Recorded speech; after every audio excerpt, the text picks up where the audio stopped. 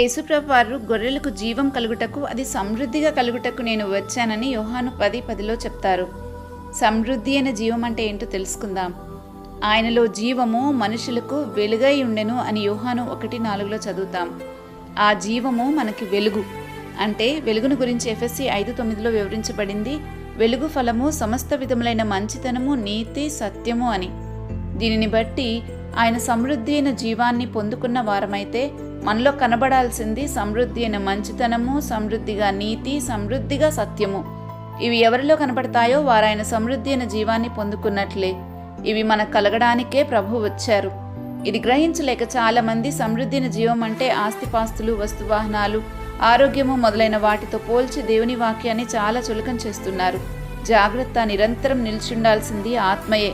అందుకే మన ప్రభు మాటలు ఆత్మయు జీవమై ఉన్నాయని వ్రాయబడింది.